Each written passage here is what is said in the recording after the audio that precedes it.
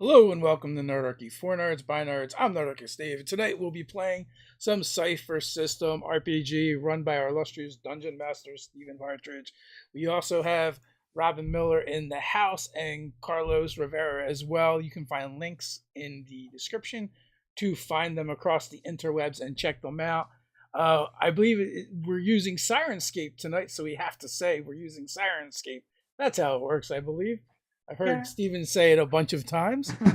And also I want to thank Steven for creating an awesome intro as well as the overlays and also creating the art with some help from Art Breeder, I believe.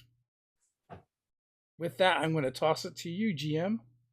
All right. Little disclaimer, this is a horror game. So if you're easily spooked or have issues, like we've all talked about safety tools and stuff, but just so you're aware, like maybe, be aware for horror. And with that being said, we're going to dive in. We're going to get this going.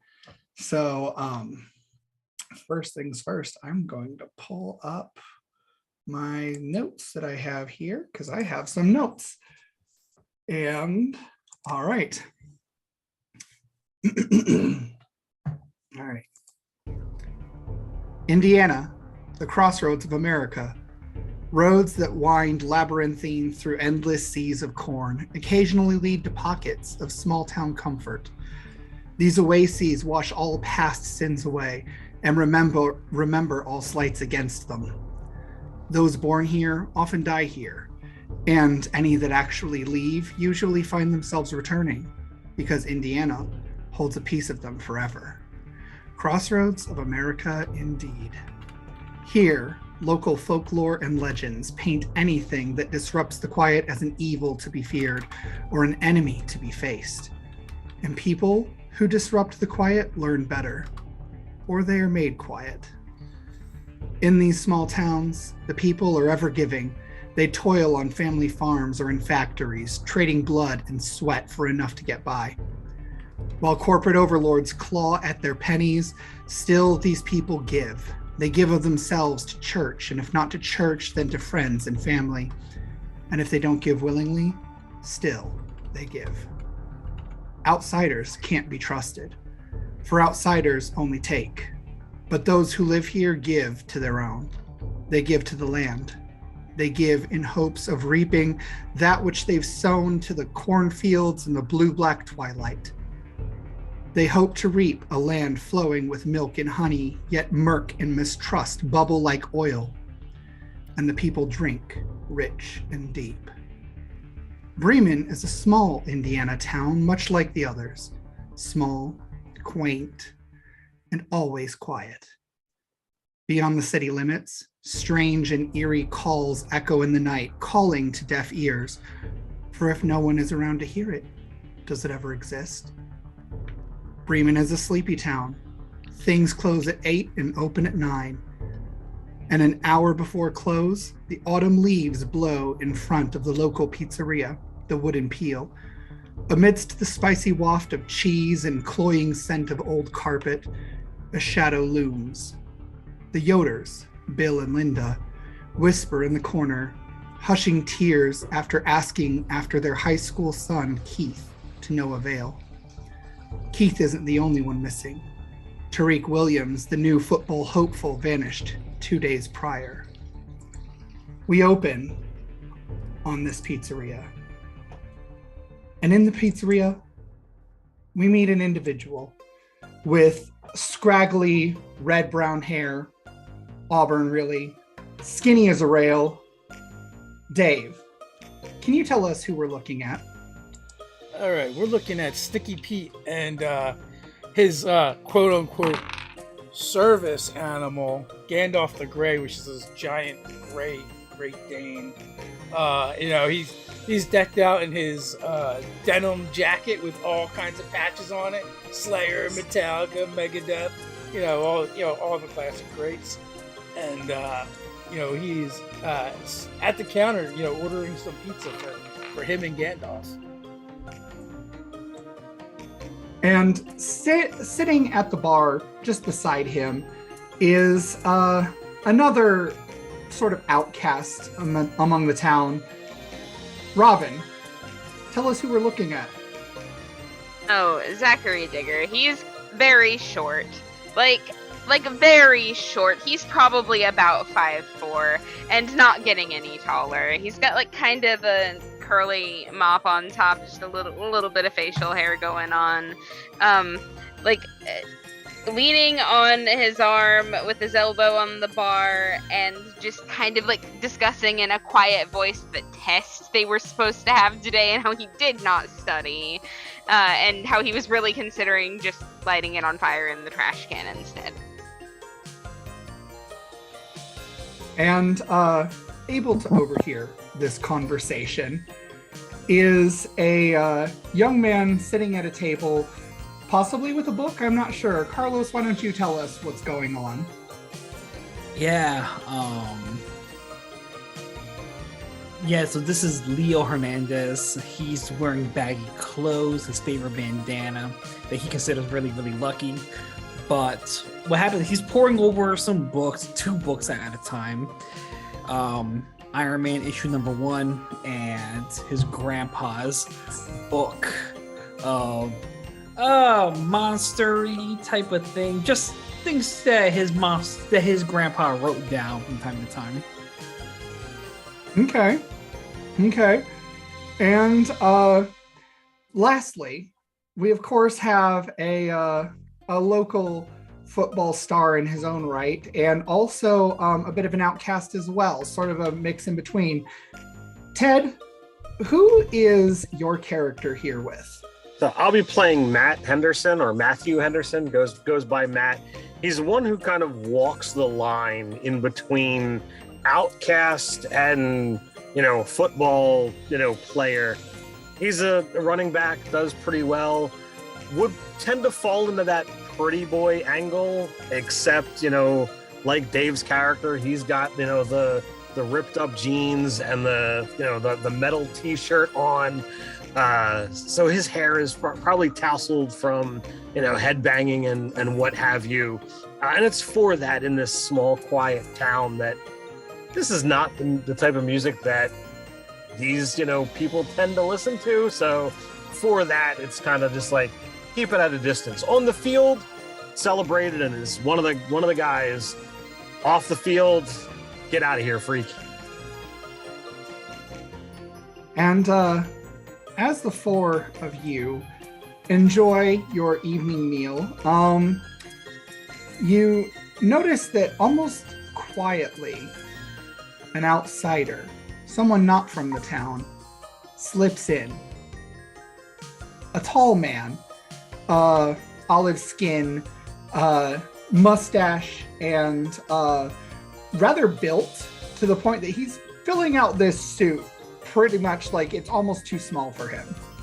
And he's got a sort of bump on his hip underneath the coat. You would imagine this is probably a gun. And he's just looking around, almost like he's looking for something. Dude, you see that? $10 says he's looking for aliens. So I look up, but I don't, from my books, but I don't immediately interact. It's like, almost like I'm glancing around there, like, oh yeah, that's a nice ceiling. Very nice ceiling. Oh man, Gandalf, that's a narc. Keep cool, man. He takes a seat at the booth and sort of looks around, doesn't see a menu, realizes the menus are up near the door, and sort of casually gets up, goes to grab a menu, and then waits at his seat, as though he's waiting to be seated, when all of you locals know that you go up to the counter and order and then take a seat. Oh, that's so awkward. Watch this. And I'm gonna get up and I'm gonna walk over to this guy and just my full 5'4" height, which is still taller than I am in real life, but alright, full 5'4" height, arms folded, I will walk over and kind of lean on the table. Hey fella, I know it's kind of an unwritten rule here and everything. They take your order at the counter. Oh, thank you. Not a problem. Excuse me, young man. Do you go to high school near here? Sure do. All right. Do you know of a Tariq Williams? I mean, it's a small enough town that everybody's heard of everybody. So, where did you last see him? I chime in. Steven, Why are do you wanna going to allow me to know? make this fact up? Yeah. Locker room a couple days ago. It's, I don't actually know how many, I just remember what was going on. There was something being thrown around. So I have It was a a hacky feeling sack. Leo read enough safety panels of like stranger danger type of things, and he's immediately chiming in. Why do you want to know? And the man, almost as though he's trying to make a show of it now, pulls a badge from his inner pocket and shows it. And it says Gandalf. FBI. Oh, Gandalf, what'd I tell you? I knew it was a narc. Holy crap, you're federal? Oh man, the local police are not gonna like that at all. What Is type he of being a? What's going on anyway? And I'm gonna like slide into the booth across from him and just like hands, chin. Is all of this happening? Loudly, like enough for everyone in the place to hear. Oh yeah, and you can tell that everyone in the place is paying attention while looking like they're not paying attention, and they're very good at looking like they're not paying attention. So That happen? I'm gonna give it like, those beats. Let that question rest. They'll really play into the ponderous nature that is Matt before he gets up, and he strolls over. I'm on the team with Tariq, and I scoot over to make room. look around, and I'm definitely doing that, shuffling feet as I'm trying not to get, myself or maybe anyone else in trouble. Keith is the team captain. He thought it would be funny to take Tariq out on a snipe hunt. What? And Oh no, you're kidding. snipe. So You lured somebody out on the idea that you're hunting for this bird, and you got to do all these crazy things to I heard it was a blue convince. It can be whatever it is that you want it to be at the time, but you're hunting for something that doesn't really exist. Well, they told Tariq it's this three-legged bird with a long pointy beak and blue feathers, and you got to do this crazy dance to make it show up. Well, some of the guys went. Tariq didn't come back. Keith got worried. Keith went looking for him. Keith didn't come back. Keith said they were going out in the woods. So I'm gonna duck under the table and come up on the side where the FBI agent is so that there's room on the other side for everybody else to sit and motion my friends over, knowing full well that Dave's character probably won't come over, but that Leo might. Okay. So Leo definitely does come over, and being very poor in social etiquette, he's just getting blurred out and almost yell in the middle of this pizzeria, and with anyone in earshot can clearly hear this. Have you ever shot somebody? And he looks at you, pauses for a minute. Yes. Christmas came early. Wow! That's cool! It's like in those comic books. Sure. Do they really shoot people in comic books? I thought, Well, I thought it was all about punching. it's mostly shooting, suits of armor, and one ankles do like bling, bling, bling, bling, bling, bling, bling, but no one gets shot. But guns are shot in comics. So, is that all you need? Well, if any of you hear anything about Tariq or Keith, I wasn't aware of, but I'm about to find out. And he sort of looks around, eyes Keith's parents sitting there in the corner, stands up and goes over to approach them and starts talking with them in hushed tones. So, I imagine that Pete and Matt are at least friendly with their choice in music. I don't know what the crossover between Zach and Leo with Matt would be. Are we a group that tends to hang together often, or? I have a suggestion. Sure, go for it. I like the idea that we've been friends since late elementary school, and then you started your glow up, so there's a little bit of a rift there. And then we're not sure if you're gonna finish that glow up or if you're still gonna hang out with us, but occasionally you show up. Matt moved to Indiana 3 years ago. Oh, okay. So he's still kind of the new guy. While they were talking to the agent, I slipped off to the restroom Okay. to hit my eyes with some Visine, and then I come back out. Okay. After the agent has kind of moved on to the parents. Are you guys cool with me pretending like I've known you since late elementary? Yes. Cool. Absolutely. Sorry, Dave, Wouldn't have it- continue. No, that's it. Completely okay. Wouldn't have it any other way. Excited. So what did he want? Whisper. He's investigating missing persons. Apparently there's something big going on. Looking for Tariq. Yeah. You think he shot him? No. No, But I don't. I tell you what. I have a theory. So, like, how long has he been missing again? 2 days. 2 days? Mm-hmm. I think I saw some guys getting rid of a body last night. Who was getting If I'm rid of a lying, I'm body? dying. Oh God. Who was getting rid of a body? Just some 2 guys. They like had this blackout pedo van, like, and they were heading for the swamp. So as you say it, immediately I just give the sign of the cross like ideal meal. Right? Oh, that's crazy. What were you doing out there? Setting stuff on fire. You still doing that, man? Haven't peed the bed yet. You need to mellow out. I got something for that. That's still setting something on fire, bro.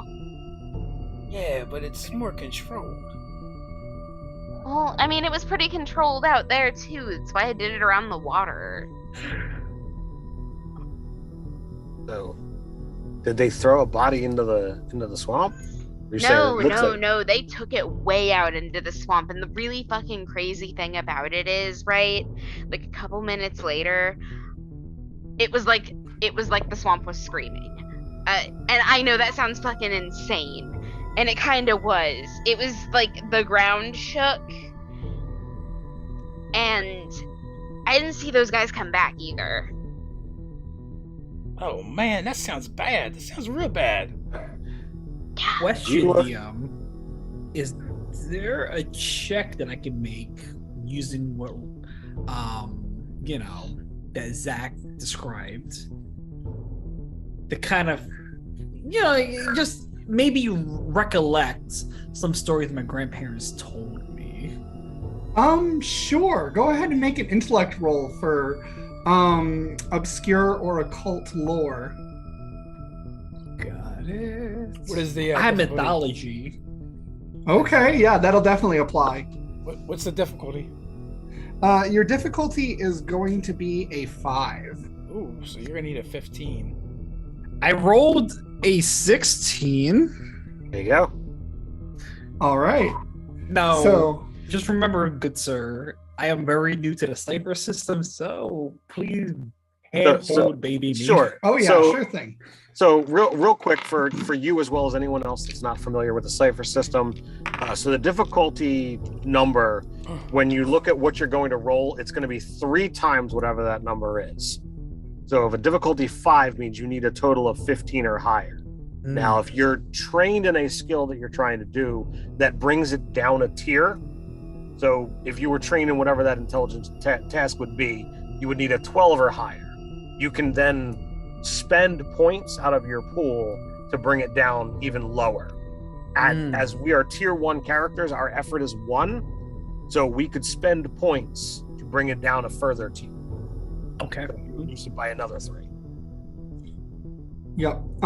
Your grandparents tell stories of a nameless creature that protects the land. It protects this land. It protected the land long before this town was here, and it will protect it long after it is gone. Immediately, I told Zach, what you're describing is a creature of this place. But why would it be eating a body? If the body it eats means harm to this area, the land itself, la tierra, it will defend itself. Man, that's sick. I know, Maybe right? maybe it wasn't defending itself from the body, but those dudes. Pete, are you sure you didn't slip these guys something? Ah, shut up, Matt. No, man, this stuff's too expensive to be slipping it to anybody. That's an old wives' tale. No one gets drugs in their candy. No one. Seriously, look at this. And I showed them the book my grandpa gave me. Like, it says it right here. Man, This is handwritten. that's Yeah. really cool, though. No one's more honest than my grandpa, bro. I'm telling you. You should write a comic about this. I wish I could draw. Oh shit, we'll learn. Okay. So you gonna tell the Fed about the swamp? I'm sorry, do you think a federal agent is gonna believe us about a swamp monster? No, we need proof.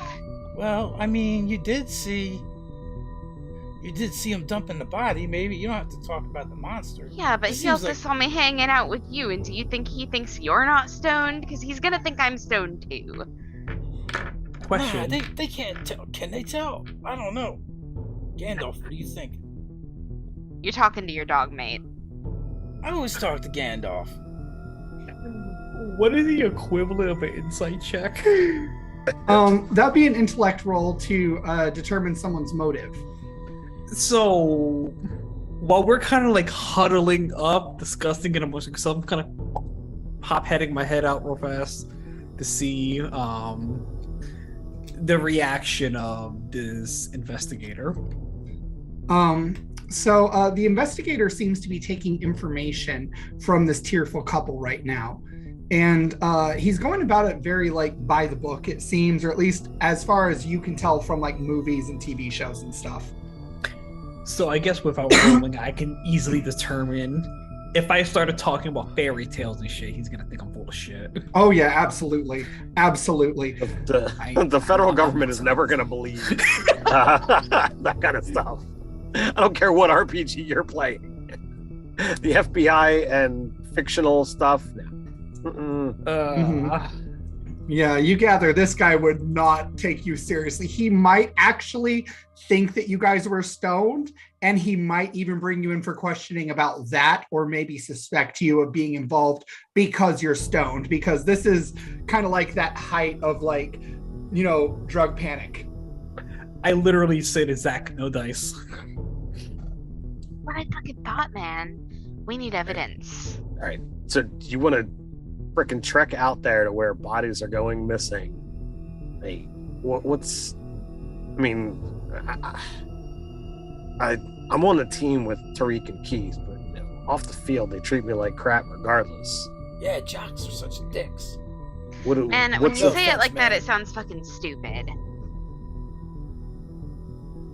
You know, we're gonna do it just for the shits and giggles of it, or you know, No. do we actually give a Do it. crap, or I want to doing it- know. Don't you You're want to doing it because know? You're doing it because you want respect. And you think wandering out in the woods with all this crap happening is going to get us respect? What didn't get you respect? Man, come on, think about it. If you were in their shoes right there, you're in there in the middle of danger, and then out of nowhere, the guy you thought less of jumps in and saves your hide. Man, I think you've been reading way too many of them comic books, dude. We should probably just go off and chill someplace. Tony would have done this. Come on, what would Tony do? What would Tony do? Who's Oh, Tony? man, like Tony's not Stark! real. I don't know, pay somebody? Isn't he like loaded? Come on, man. No, man. I mean, I guess I could drive you guys out there, but I'm staying with the van.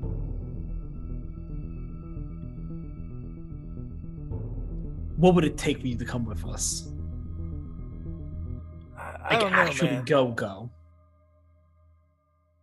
But, you know, someone should be by the van and keep it running just in case you need to, like, get out of there fast. Should you be driving? Yeah. I open up my Iron Man issue number 1. I give this to you. Would you come with us? What am I going to do with that? Let's just go out there and we'll see what happens. You can roll for papers for all I care. Oh, that would sound terrible. That would be so harsh.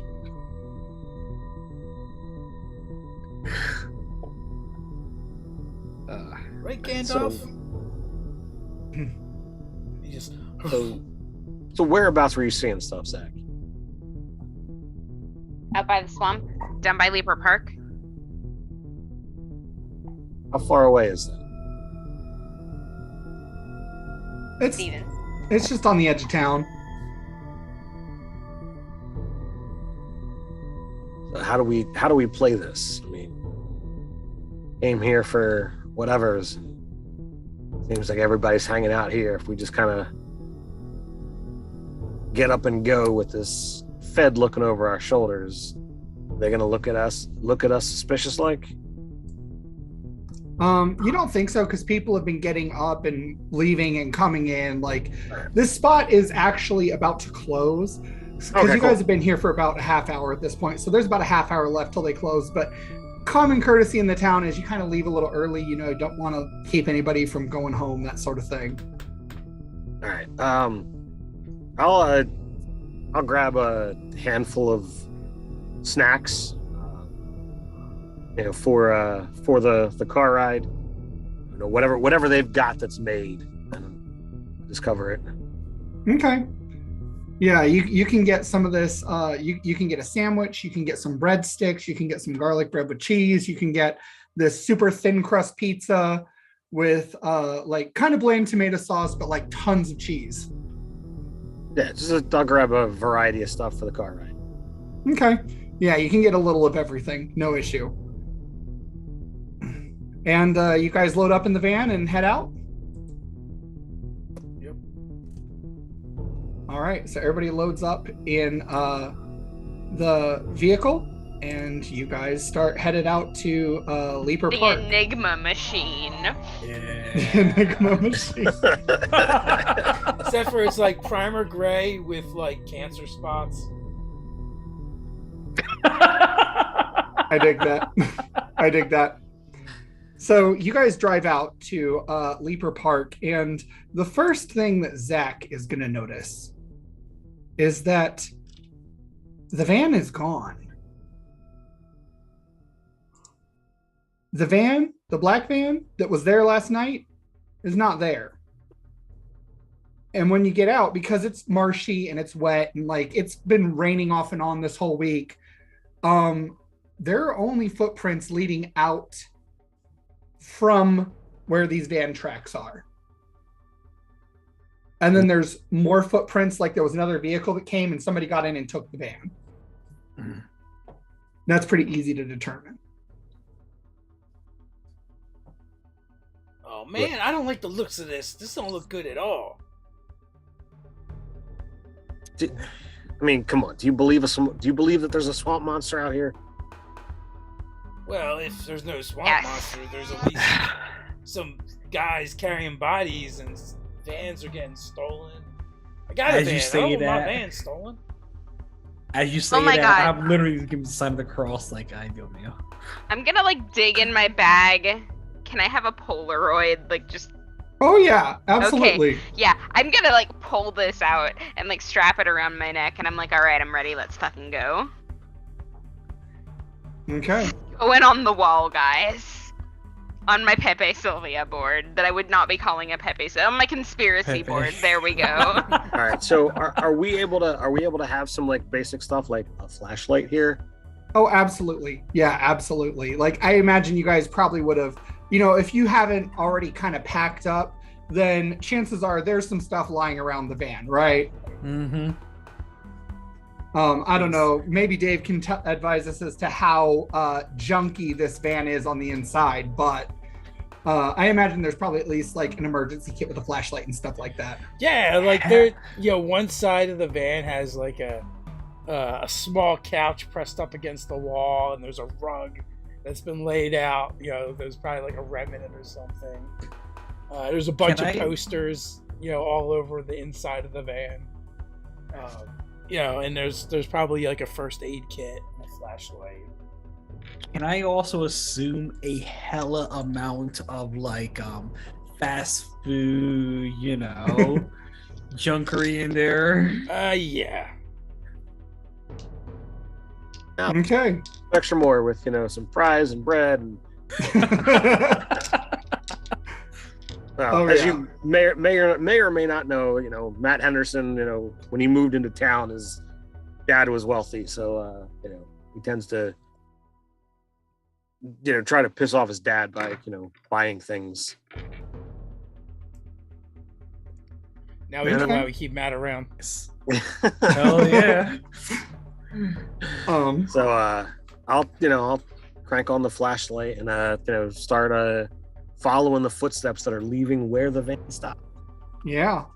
So there's a pretty densely wooded area that is the swamp, right? So this swamp is really densely wooded. And as you're going, I don't know, is Pete going with them or no? Against his better judgment, he will. Okay, but he will stay back a little ways. And I presume your service animal's coming too then. Yes. Oh yeah. So you have almost like this Scooby-Doo-esque line of people going into the bog, right? With Sticky Pete and his dog in tow, of course. You can insert weird walking animations here. And pretty quickly, you guys make it into the bog. And it is just now getting dark. The sun is pretty much gone at this point. Now it's just like bright purple blue in the sky. You can see the stars really clearly out here. And because it is early autumn, you can still kind of hear these like crickets, cicadas, all that sort of stuff that lives here in the bog. After maybe a good 5-10 minutes of trekking, your feet start sloshing as the water level rises, and you are now in the bog proper, and the tracks are no longer able to be followed. Everyone who wants to can give me an intellect roll to try to investigate or perceive something. What's our difficulty? Your difficulty is going to be a 3. So you need to roll a 9 or better, and you can spend effort to lower that number. I rolled a 19 on the die. Oh, wow. That's going to be a no for me. So that is a Easy minor... roller dice, folks. Easy roller dice. So that is a minor critical. All right. 11. So I'm going to let you choose, Carlos, for Leo. Would you like your minor effect to be that you get an extra bit of info, or would you like to be ready if something unexpected happens? Such a knowledge whore. Give me the info, DM. All right. So The first thing you notice is what looks like a hand floating on the surface of the water. Like just a pale, pallid, like gray white, ghostly white hand just floating a little bit off, about 10 feet off. And you also see what looks like a lump of some sort about another 10 feet forward that's half buried under leaves and muck. Immediately, fuck us. So immediately, I point out, hey, look, you guys see that? Un mano, a hand, right there floating in the water. The very first thing I do is take a picture of it. I turn and run. Oh my god, Gandalf, come on, we gotta get out of here. You turn and run? Yes. All right, make a speed check with a difficulty of 3. And you have a hindrance of another 1 because of the mucky murk bog. So that's a natural 20. I am specialized in running. Uh-huh. And I also...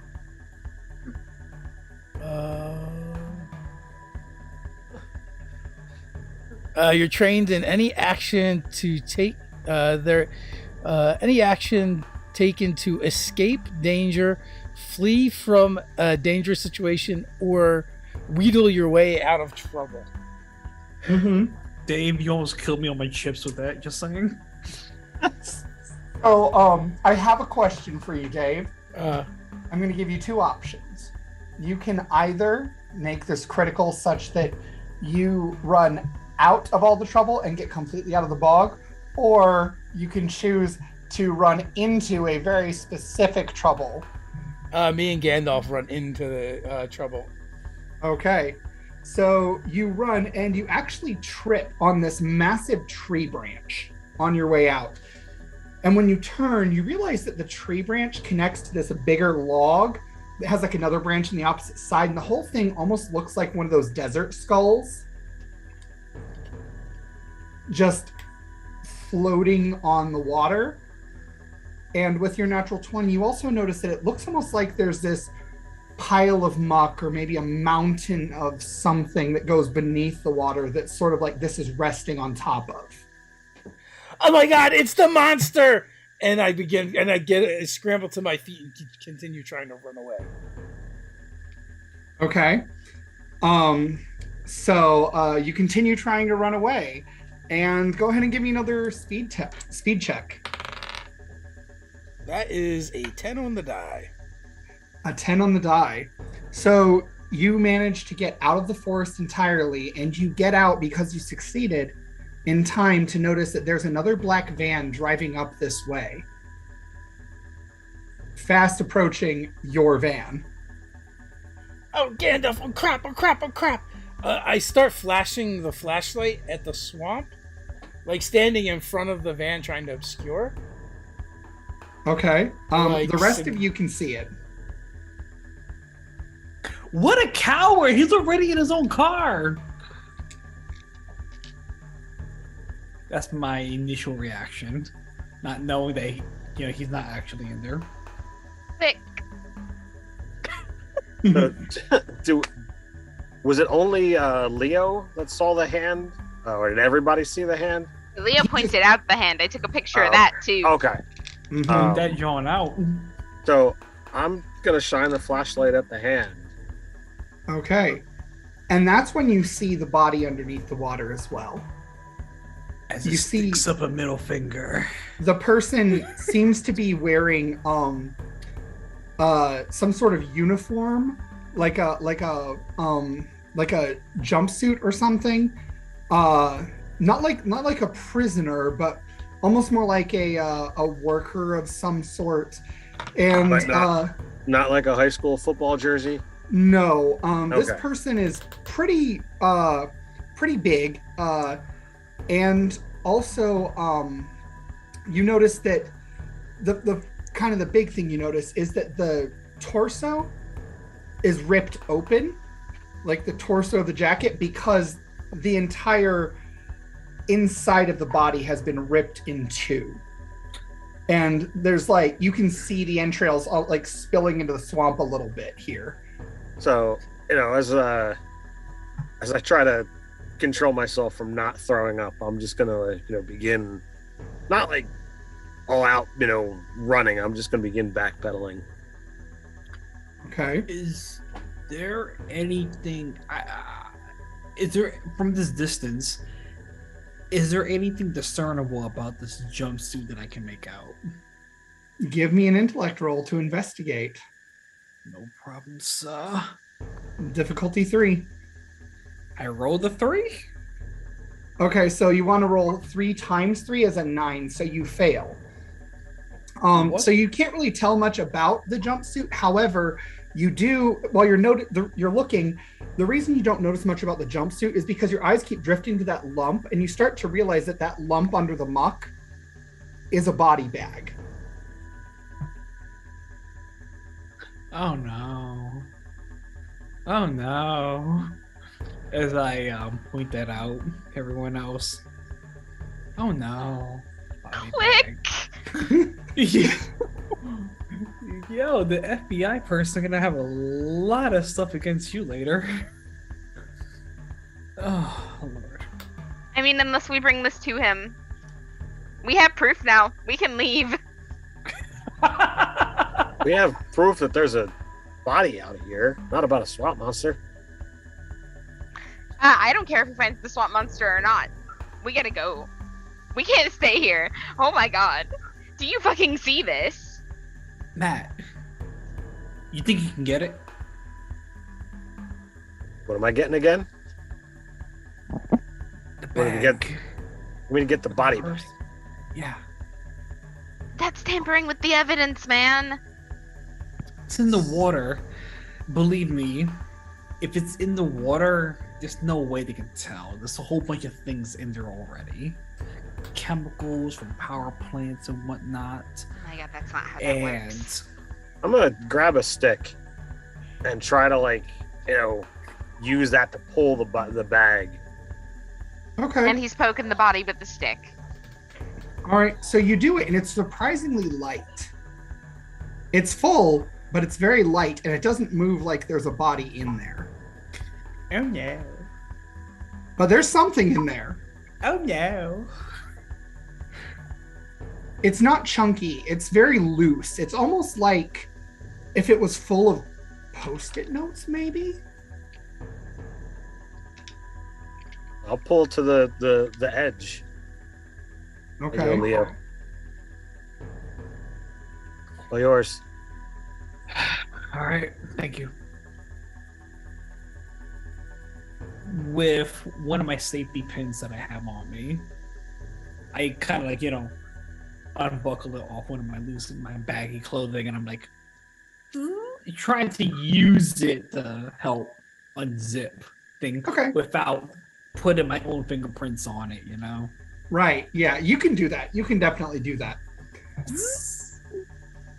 And when you open when it, get your fingerprints on it, it looks almost like at first you're like, what? It looks like at first it's full of condoms. But then you realize what's inside is almost like silly putty. It's divided, so there's like a red side and a blue side. And it's divided in the middle to keep the red and the blue separate. Can I immediately, having a kind of a background in chemistry and whatnot, kind of determine one side might be lighter than the other, but it's separate in the middle, because as I'm kind of turning over to my friends, the equilibrium, the weight differences, they're not gonna mix, almost like water and oil. Or at least that's me. That's the first thing that comes to my mind. Okay. While you're doing that, Pete, 4 men get out of the van. Oh shit! All of them wearing all black, and all of them carrying guns. They look at your van, Are you wanting to be hidden, or are you wanting to be out in the open? Well, when I saw the van coming, I probably would have got in and started it. Okay. Oh, we can't just leave him, Gandalf. We can't just leave him. We just can't leave him. What are we gonna do? What are we gonna do? We're so screwed. Oh man, I knew this was a terrible idea. We should have definitely stayed and had more pizza. Now they're out of the van. They got guns. And they're walking towards your van. I'm gonna throw it in reverse, leave the lights off, and gun it. Okay. So you guys hear the van start up. You hear shit. another van arrive. And then you hear one sounding like it's leaving very quickly. Followed by some shouting. So I'm gonna kick his fucking ass. with hearing that the van is going, he has my bike, I immediately just kind of bolt out a little bit. Whoa, dude, you're gonna get caught. Literally, as you do that, you catch my Collar. you catch about a foot worth of cloth because they got baggy clothes, and I just sling back to the floor. Quiet. Hide. Without thinking much, I just cover myself in shrubbery. Okay. So you guys are hiding. We'll get to that in a second. You notice, Pete, out there, two of them got in their van and are now pursuing. They're pulling around like they're going to pursue you. And two more went toward the swamp. All right, I'm gonna try and lose the van. You're going to try to lose their van? Yeah. Okay. Do you have driving at all? Any sort of... I don't, but I specialties of do driving? have an asset whenever I'm trying to get away. Okay, so that will apply here, but you're making an intellect roll. Okay. Because you're not so much running here, you are driving. You're trying to maneuver in a way to get out of... away from people. Yeah, so what is the difficulty? Your difficulty is going to be a 4. Alright. Is that before or after? It is before you multiply by 3. And you have both a help and a hindrance in that you don't have your lights on because you can't see where you're going, but also they can't see where you're going either. Okay. All right. I'm gonna. Yeah, I'm just gonna go for it. Just to roll. Oh, that's a 4. 4. So you're driving and you realize pretty quickly this marshy area, it's been wet and you drove off-road just a little bit to get here. And so you're either going to get your van stuck or you're going to crash it. And you got to choose, are you going to get out and stop the van or are you going to risk it and crash? Which means another driving roll at a higher difficulty. And you can risk losing the van in the process. They got guns. I think I'm gonna risk it. Okay. All right, your difficulty is a 5 now. Risk it for the biscuit. All right, I'm gonna spend an effort. So 3 points.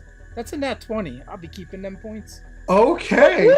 So you actually use the marshy terrain to your advantage because you're from here, right? And you know they're not. You know what to look for solid ground versus marshy terrain. And you pretty quickly get on the road, you speed out and you realize, okay, cornfields.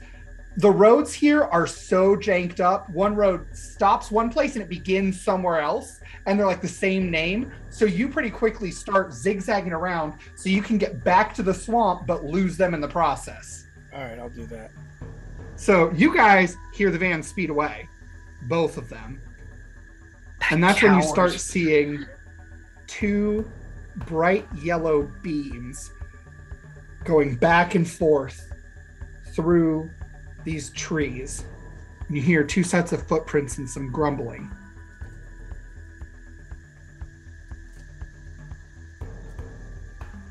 If they lost this shipment, they're going to be so dead.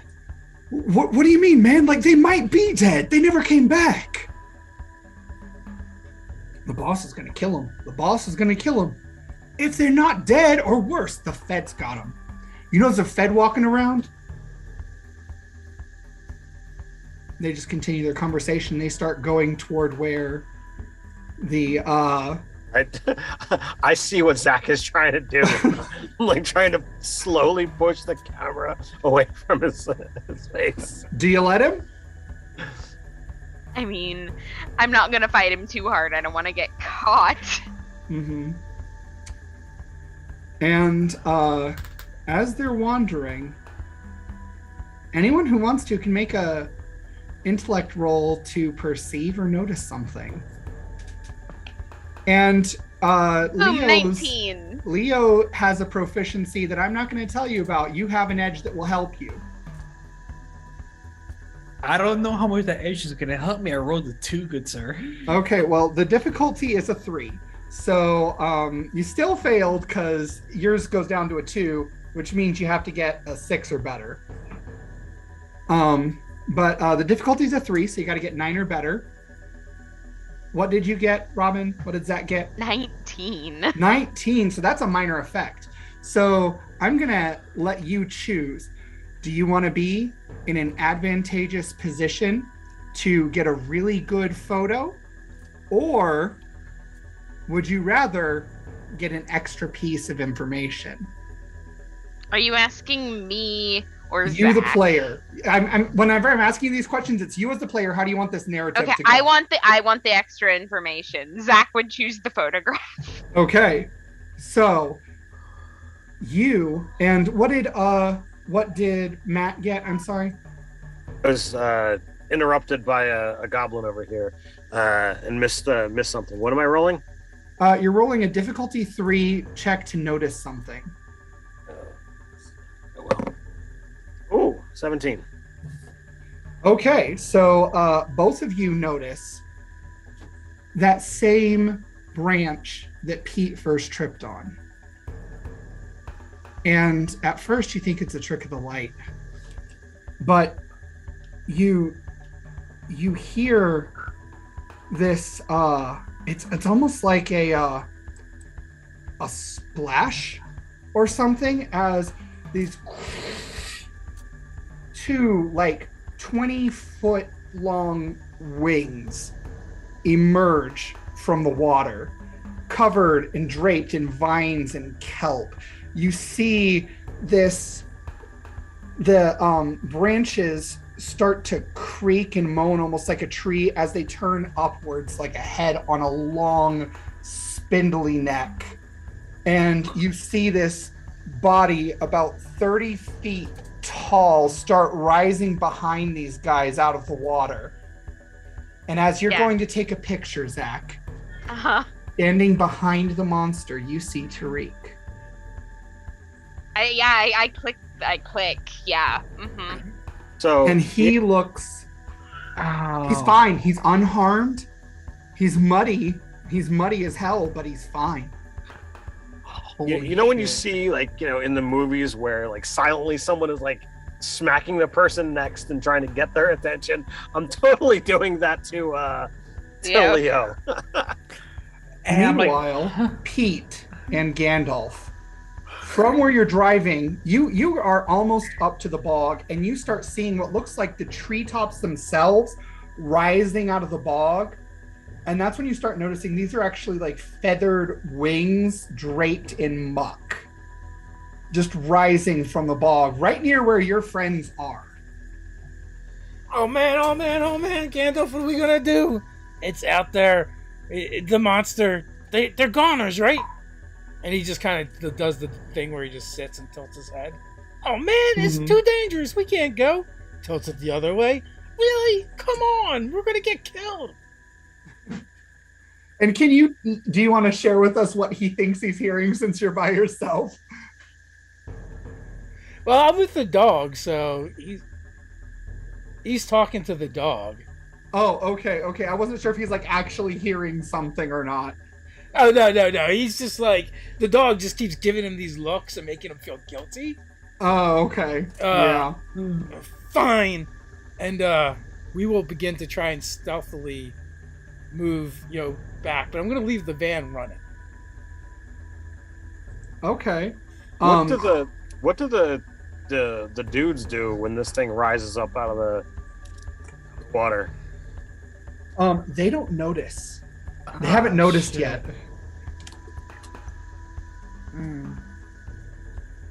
So, I know how to spell. I am about to send a note, but as this is rising, right?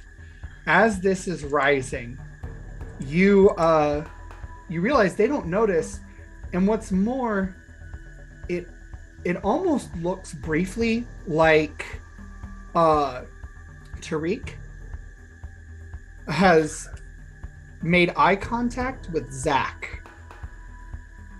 And his eyes get real wide. I'm still holding my camera.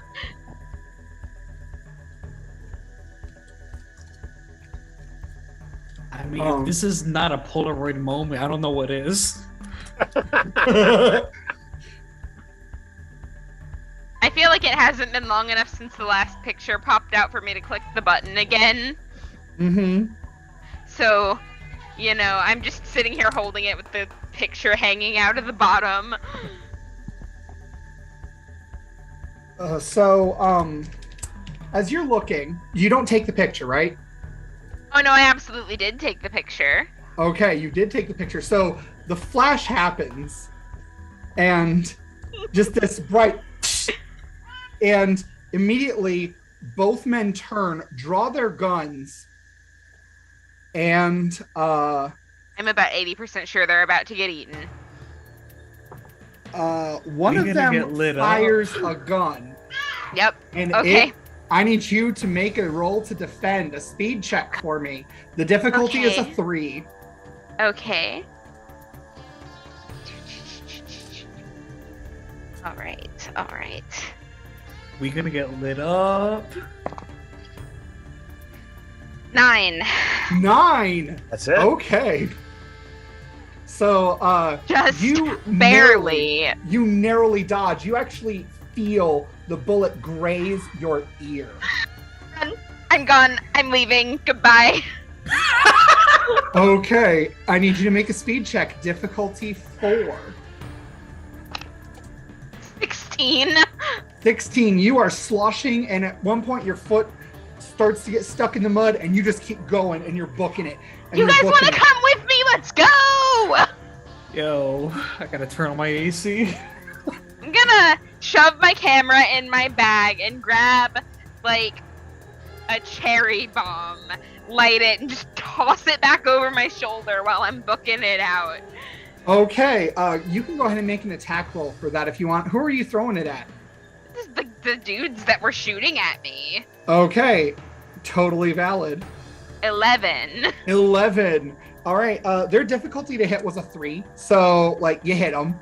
You get that bomb right in the middle, and it goes off just before it would hit the water. I'm just cackling and running and laughing because this is insane and I'm probably gonna cry about it later, but right now it's really funny to me. And they turn, see the monster, start screaming curses and firing, emptying their pistols. Pete, outside as you're driving up, you hear gunfire. 6 shots, 12 shots.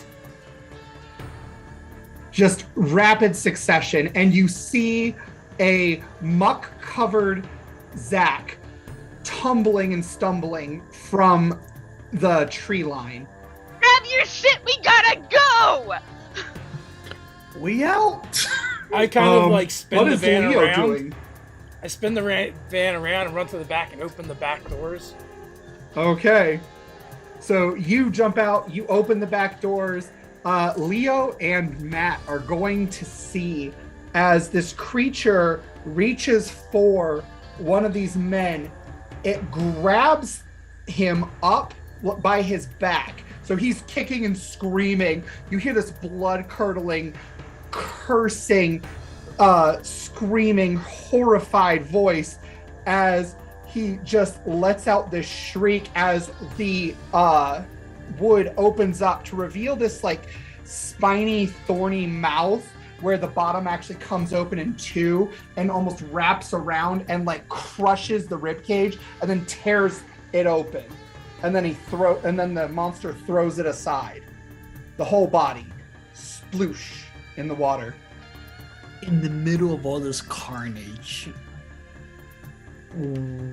is there any discernible features I can make of this creature? It looks like it has 4 forearms, 2 wings, and it looks like there might be 2 legs going under the water. And right now, your football player, like aspiring linebacker classmate Tariq, stands just at the creature's hip.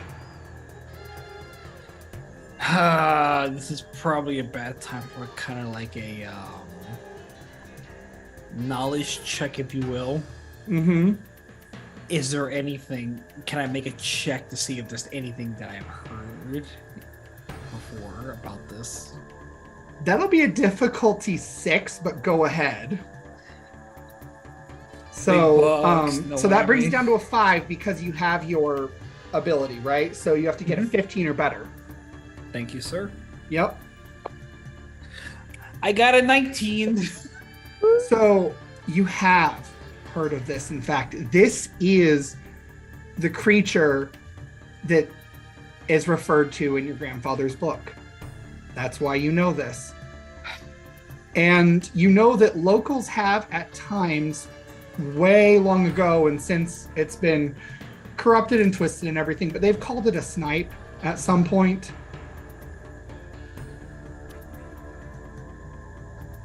That's hilarious, Steven. I am actually so stoked that that is a thing right now. I am at a loss for it. It's just something that I acknowledge at the time as I'm kind of like going backwards. I ain't going too far back. I'm going to drop my green screen, but you know, I'm going back and then crawling my way out in the area. So Okay. as this thing begins to like, you know, bite down and chew on this, you know, mysterious gunman, Matt is trying to keep his shit. So until anything looks like it's looking in his direction, he's just doing that slow backpedal. But he is on the verge of at any moments he is just going to run like he's trying to score a touchdown. Okay. You actually see sloshing after you is Tariq. And you hear him say, "Hey man, hold on. I'll wait. And he comes up to you, grabs you by the shoulders, like, man, it's okay. The thing's not gonna hurt you. What's going on, Tariq? It saved me, man. It saved me from those guys. 2 nights ago, I've been hiding here because I don't want them to get me. Where's Keith? Man, they took him. He came looking for me. He found me. I saw him last night. And those guys showed up again, and I hid, and the monster, it protected me, but it didn't like him, and it wouldn't do whatever it does for me, and then they found him and they took him. Who were they? I don't know, man. I don't know. They go in a black van. That's all I know. As I'm passing by, am I passing by this conversation real fast, or am I out? You can hear the conversation happening. I quickly turn around and say, "He wants your soul!" As I dip. Now, did this creature eat both the gunmen or just one? It's only eaten one so far, and it didn't really eat it as much as it just tore out his bit it in half. organs.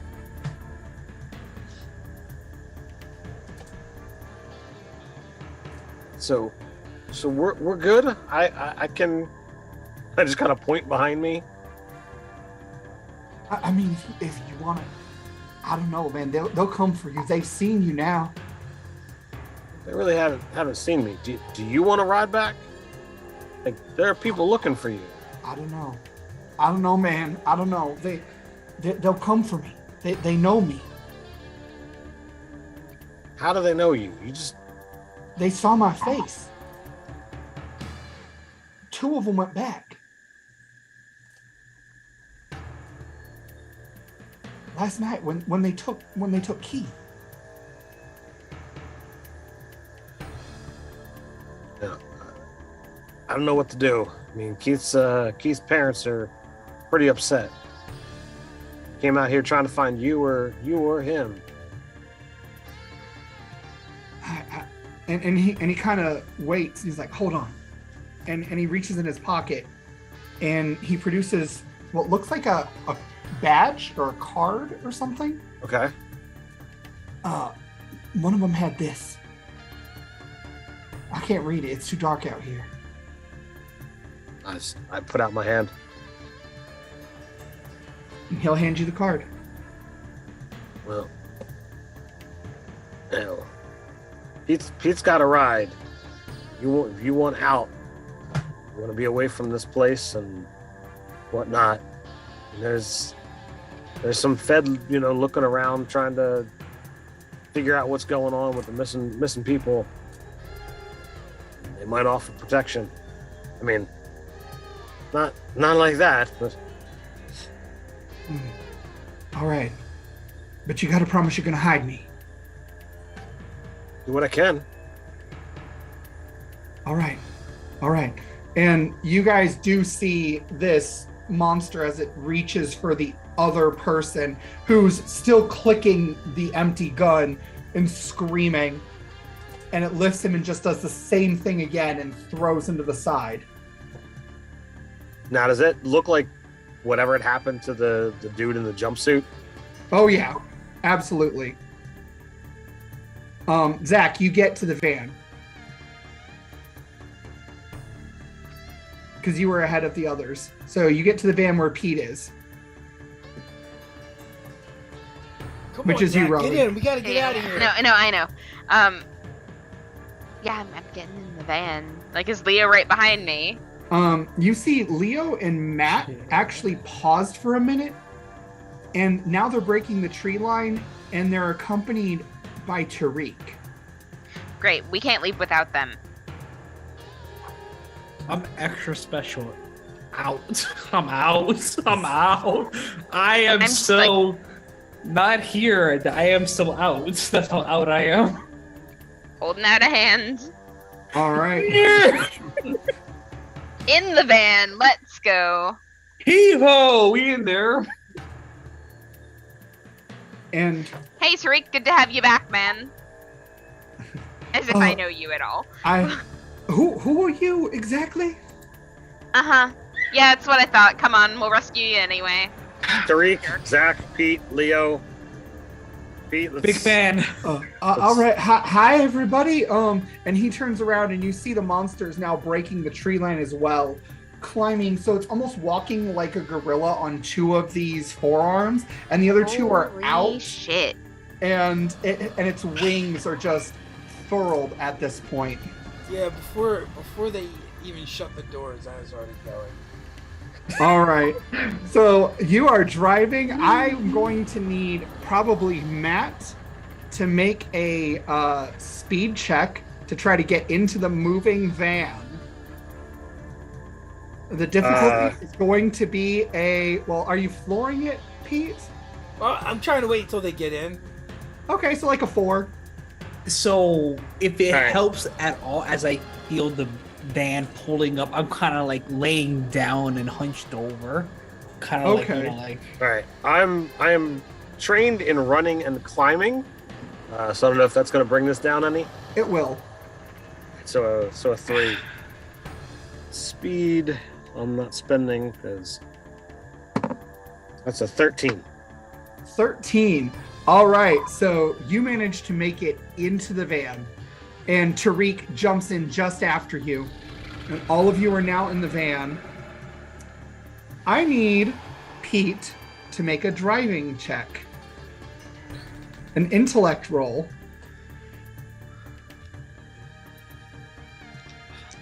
All right, what is my difficulty? Your difficulty is going to be a 3.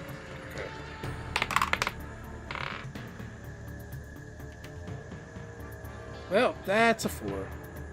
Oh, Okay. So as you round the corner to get towards the main road, you see blocking the main road's path is that black van coming from the opposite direction. And this is a very narrow road, so it's a one-car road sort of deal. I think I'm terrified enough that I'm just gonna ram it. Okay, so you're playing chicken with the van. I am. Holy shit. All right, I need another driving check, intellect, and anyone who wants to can try to help in some way. Also, right now the door is open, so don't fail this check. That's a 17. What? What is the Can I help by equivalent? closing the door? You can absolutely close the back doors. What's the? Go ahead. No, I was gonna say since I was right there, I would have closed the doors. Okay. Good, there's Pretty- two of them. We can each close one. For sure. All right, so I'm not going to make you guys roll to get both doors closed because you're each doing one. So you just get it closed. Your difficulty for driving this time is a 4. Okay, I got a 17. I guess a 17. All right. So as you're driving, you see at the last second their van chickens out and swerves off the road and goes down a ditch into a cornfield. And they get out of their car with their guns ready. That's great because I didn't even slow down. So one more driving check. It's only a 3 because you're going and they have to get out to try to aim. But this is 9 a on the dot. 9 on the dot.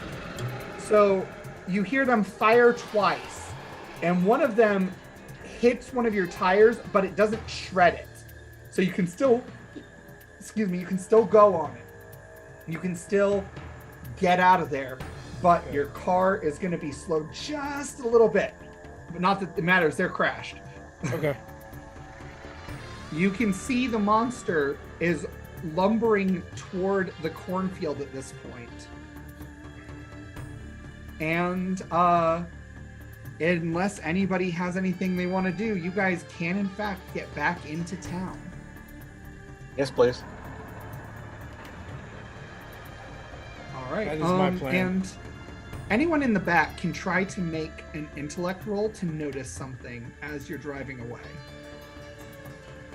I think I'm just staring at Tariq, and I don't know if the windows are blacked out, probably, but if not, looking back and forth between Tariq and out the back window to see if there's any kind of pursuit.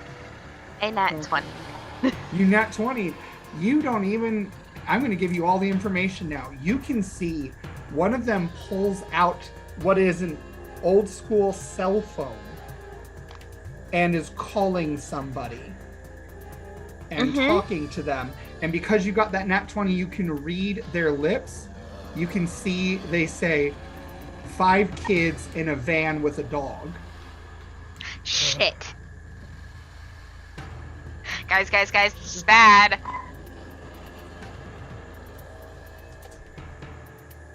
How bad? Are they chasing us? No, they're calling for backup.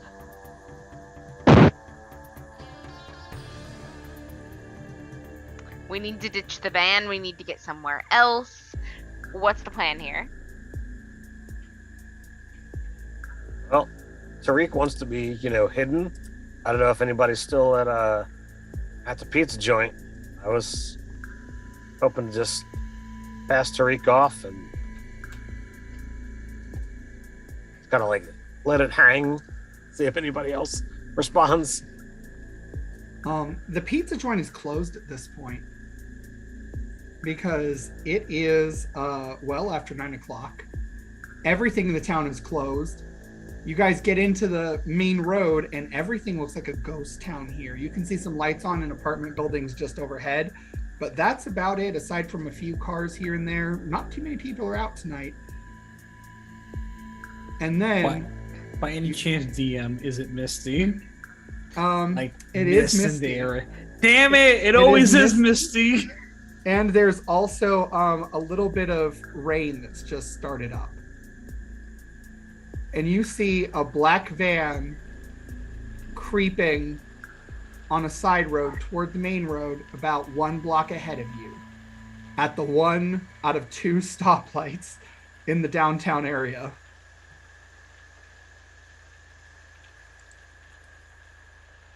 This ain't good. I have a bad feeling.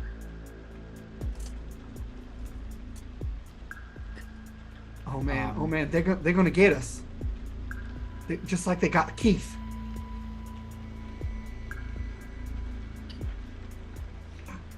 They're not getting me, I'll tell you that right now. They can certainly try. Man, you don't know these people. They got stuff. They got this weird thing, and I don't know, because they had me at one point. Keith got me. I don't remember a lot, but they gave me like gum or something, and I couldn't think clearly, and it was like I was like high or something. I look Sounds at like the kind of Gandalf. shit Pete has. Yeah. I'm about to say, I look at Gandalf like, I don't. Did Leo keep any of those red and blue things? I don't recall collecting a sample. Yeah, you So- did. You have one. You took one of them because you had it Okay. at one point. Your Leo and yours memory is better than mine. Yeah. Leo, didn't you have something like that? Yeah. Like, it reminded me of an experiment back in the day of like when water and oil wouldn't mix well together, you know, one being heavier than the other. No, I'm talking about like, you know, that we pulled out of the body bag. Yeah. It's right here. And I show them. Oh, dude, it's blood. This one, and he points at the blue, and it's like a weird murky navy color. He's like, when they shot it, it bled, and this was the color. Immediately I drop. And I'm making the sign of the cross as I normally do, but it's all my hands, you know what I mean? So half of it's blue, half of it's red. It's weird. Oh, you actually opened the thing. Yeah. Okay, when you opened it, the stuff almost magnetizes together, and it combines into this dark purple stuff that's like gum.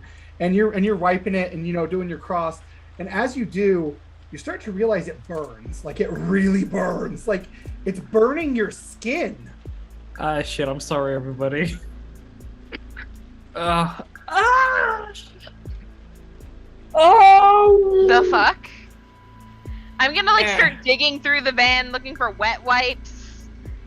They must be in the glove compartment. Everything like that is in the glove compartment. And I lean up front and I open it.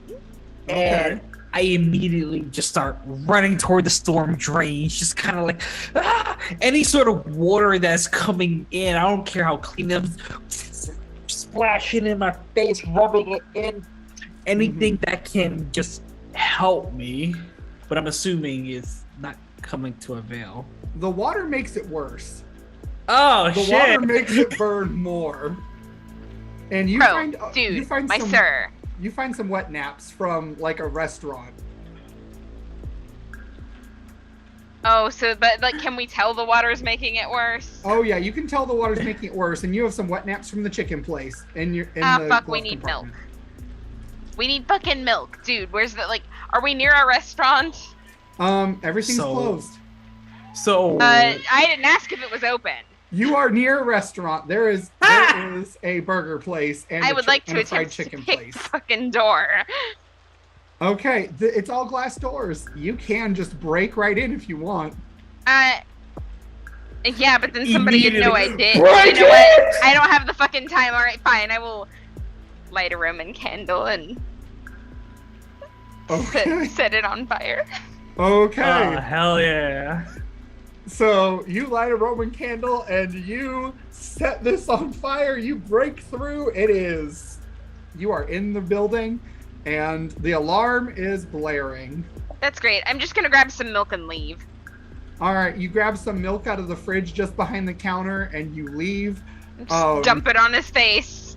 Dump it on his face and it immediately stops burning, which is nice. And what you're left with is like this weird grainy black muck that's super sticky, almost like heated rubber. Congratulations, you just put acid on yourself, bro. Yeah. Are you okay? Now. I didn't know what it was before. Oh, God bless. Thank you. Thank you. Gotcha, man. As I'm feeling like a hella migraine from all of this pain. Zach, I have a question. Uh-huh. Are you aware peripherally or in other capacity of like drugs, drug dealing, stuff like that in the area? I mean, I hang out with Pete. So, And I feel like all of us know a bit about chemistry because Pete likes drugs, I like blowing shit up, and Leo's a huge nerd. okay.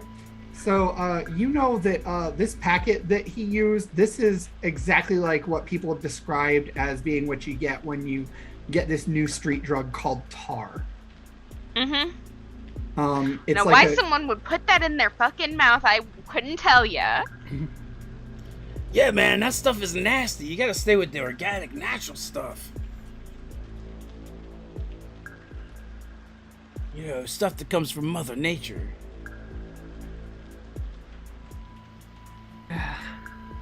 Like cannabis?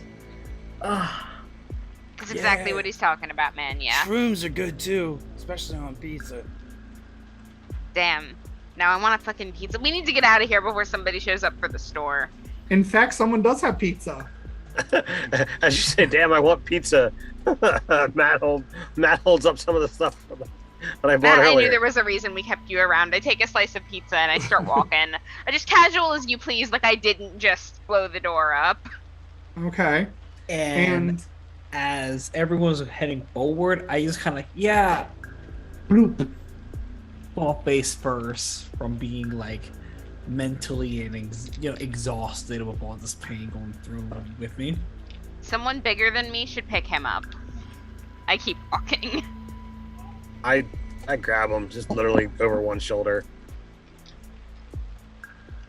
You see, as you're picking him up, Matt, that black van is coming again in the distance. Coming those guys your way. again, they're such a buzzkill. And that's when you see another one in the back alley too. Well, shit.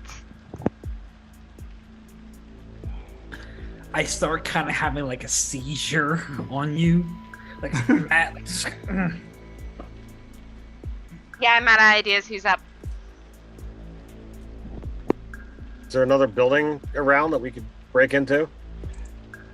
So there is a third outlet that takes you basically around town and into the factory district. Let's go there. All right. So is that what Pete is doing with his van? Yeah. All right. Everybody piles in and you peel out. And you manage to get out just as these other two vans converge on where you were. So now it's a game of chase. I'm going to need a intellect driving check from Pete. And if anyone has anything they think they can do to help. I can throw a firecracker out the back window and try and distract him with it. Okay, absolutely. Go for it. Does Zach have a pack of jumping jacks on him? Have you met me? If anyone doesn't know, jumping jacks look very much like firecrackers until you light them. And then they start jumping around and changing colors. Little balls of fire. Got a 16. 16. Well, your difficulty was 3, so you absolutely distract. In fact, I'm going to trigger happenstance. Yeah, that's a Nerdarchy N for the 6. Oh, you can see. There you go. You know what that Honor means? my doggers. One of the vans swerves and crashes into the side of the bank. Yo, dude, Once you again, can't the make a withdrawal cackling. like that. And so your difficulty is lowered from a 4 to a 3. All right, and I'm trying to For get your away, driving. so that lowers it by 1. So it's a Yep. 2. That's a 9 on the die. All right. You managed to get into the factory district. And I need anyone who is not immediately driving to make a roll to notice things, because you're focused on the road ahead, and you're focused on the fact that out the corner of your eye, Pete, you can see that monster lumbering toward the factory district. I got a 17 on the. Can I notice something? Yes, you absolutely notice that there are about 4 more black vans that peel out of the new chemical plant in town. Yo, I think that creature wants Tariq here. No, man, it don't want me. Well, it's been following us since we left. I All right, point all out right, the. I point out the vehicles and to say, stay clear of that chemical plant. So, y'all are gonna think I'm crazy, but I think that thing, and he points at the monster that's kaiju lumbering toward the toward the chemical plant. Yep. I think it can get in your mind, Sure. and it showed me something like it, but it had different shaped antlers, and it was smaller, and it was chained up in a warehouse or something, and there was machines hooked up to it, and one side was pulling out some red stuff and one side was pulling out blue stuff, and Oh The man, are they creature was making hurting that in tar pain. garbage from that thing? Yeah, all right. So, we're gonna go blow it up, right? We got to set the thing free. Oh, yeah, obviously that first. But then we're gonna blow it up. Okay, we're blowing stuff up. Yeah. I mean, whatever we can do to just get these guys off of us. If they're coming from there, yeah, we need to get rid of them. So immediately as I come out of my seizing, I'm like, send it through. Send it through. Oh. Yo man, you alright back there? What's going on? You having a bad trip or what? I kind of want to half chuckle as I'm yelling in pain. Dude, are you alright? Do I need to get you some more milk? And I kind of just pass out again. Leo. Yo, I got a bong under the couch over there. Maybe he needs to chill out. Shit, I think I need it at this point, and I'm gonna grab it. Yeah. So I toss a quarter pound of weed over my shoulder, and when you open it up, when you unwrap the baggie and open it up, it's all purple and sticky. Damn, dude. I grew it myself. Hydroponics. Yeah. Alright, yeah. I'm absolutely just in the back of this fucking van packing a bowl while we're being chased by these drug dealers. Okay. This is where we are now. Okay. Wait, before you do that, you're gonna need this. And I put Purple Haze on from Jimi Hendrix. I pop in a cassette. Case music. Let's go. You realize we're being chased by people with guns? Yep. You best vent a window or something. Nope. Ugh. Alright, listen. Okay, we are being chased by people with guns. Do you think there is any way that we are gonna stay calm and sober? Whatever. Yeah, if I'm gonna die, I want to go out high. Right, Gandalf? And it just so happens that Leo, you start feeling something pulling at your mind as you're only peripherally aware of this chase that's going on. And you realize that it's almost like something is calling to you. I'm here. Let me in.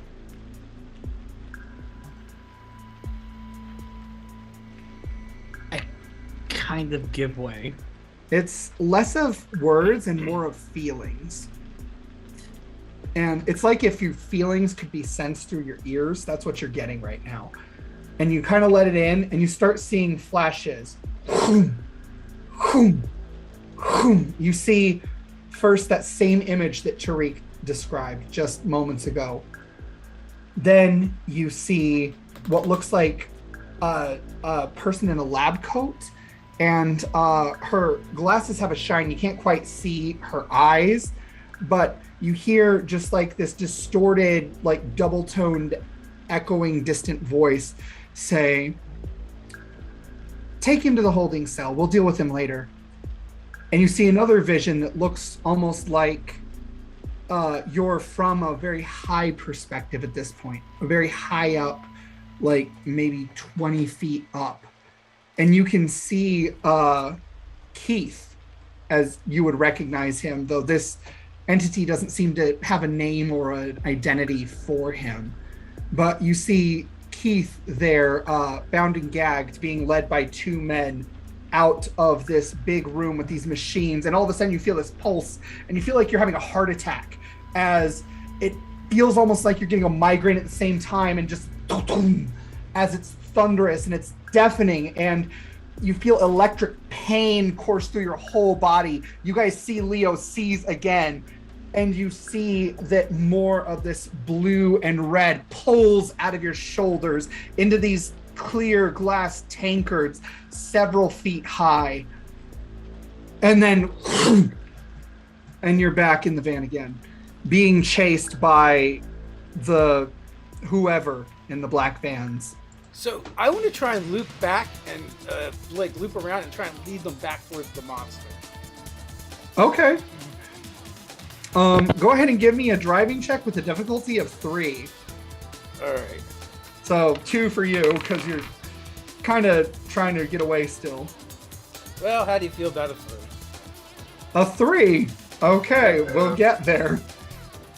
So, you guys, meanwhile, see Leo started seizing briefly, and then he stopped and came to again.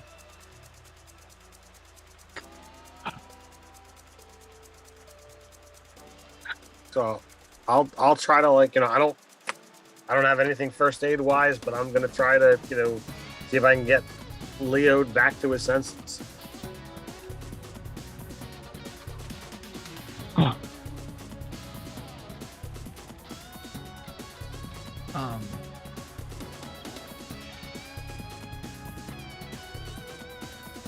Is there any check to be made, or?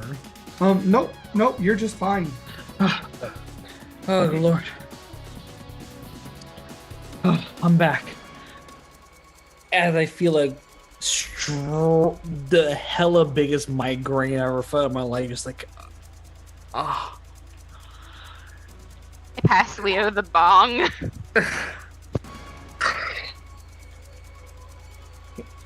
I inhale to relieve whatever pain I can.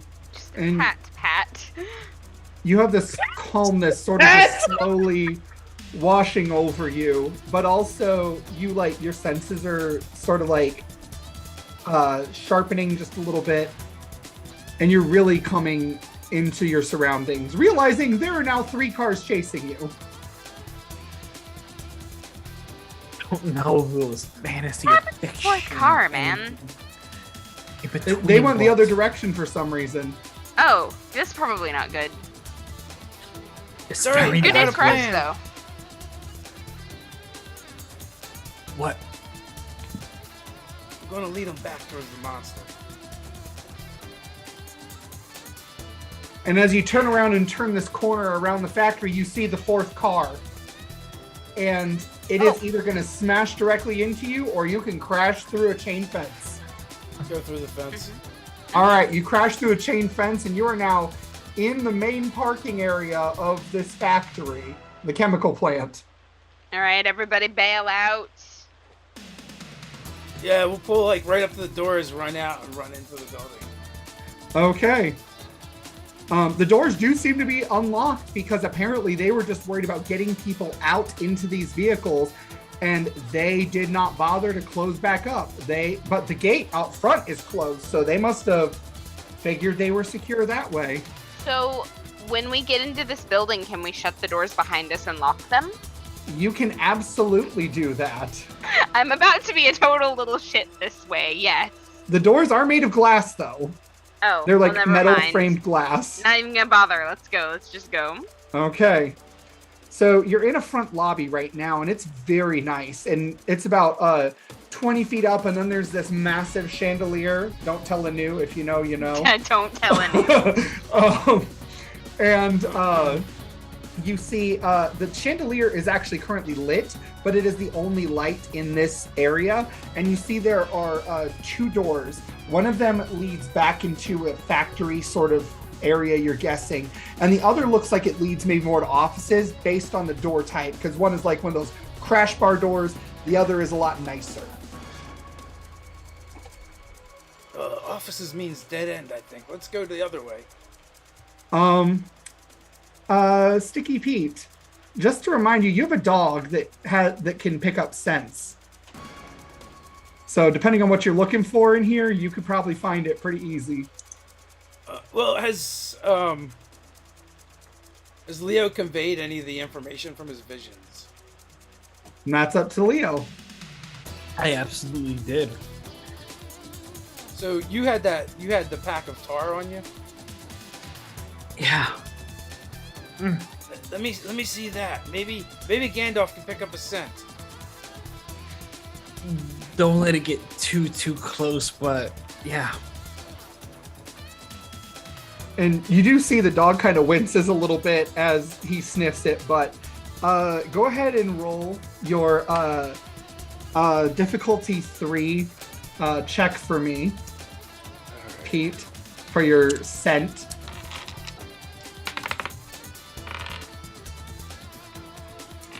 That's a 4. That's a 4. The scent of the drugs is just really, really powerful. Either he's going to need something else to pick up a scent on, or something. But you guys can pick. Which door do you go through? Offices, or do you go through the factory? Say we go into the factory. Factory, as I'm holding my head. Yeah, factory, definitely. All right. Factory. So you can try to go through the factory door. It seems that the factory door has an electronic lock on it. It's one of those old school ones that has like a keypad and everything. Are any of the keys smudged? Yes, they are, because they don't keep this place well. So you can just, after a couple of times, go ahead and make a speed check or intellect, your choice, difficulty 3. I just not 20'd again. Okay, you actually, one of those nights. very first one that you try works, and you open up, and because you got your nat 20, you are aware there are like 3 guards in this first area at all. Throw a firecracker. I'm sorry, my judgment is impaired. Okay, so you throw this is a big area, right? And so these 3 guards are actually very spread out, and none of them are in the main walkway, and there is another set of double doors that you just push through to go to the next area. Well, do you Zach, say that there's guards before you start lighting a firecracker? Yeah. Well, you can stop me if you want to. It's not hard. Zach is a small guy. Whatever direction you throw, I'm gonna charge the guard in the other direction. Cool. Teamwork. And Gandalf will charge one of the third one. Okay. So I don't know how this works, but he's a level 2 beast. Okay. All right. So I think that means that I actually roll defending against him. I think. That's how we're gonna treat it. I mean, either that or I guess like his number versus their number, and that's the roll. Like the remainder. Yeah, that seems good. So first off, we're just going to. I'm gonna let you guys pick who goes first. Since Robin said that they were doing something first, what exactly is your character going to do? And we'll just go from there. You can hand it off to who you want. I'm just gonna light this firecracker and toss it over. And I'm meaning to toss it a little further than I need to, so that they end up turning the other way. I'm not trying to set this man on fire, but if I do, I'm not gonna be too disappointed. Okay. And then I will toss it to Matt. All right. So you can actually just take this guy out. He's a mook. So you throw the firecracker and it pops in his face and it blinds him. He kind of hits like batting at whatever it is and smacks his head straight into a pipe and just falls out cold. You guys see that? Dickhead. So who'd you pass it to? Matt, me. All right. Matt, so, you see this guard. Sure. So I've got an ability called Bash. If I don't take him out, I'm looking to ring his bell. So I'm basically going for that shot on the jaw.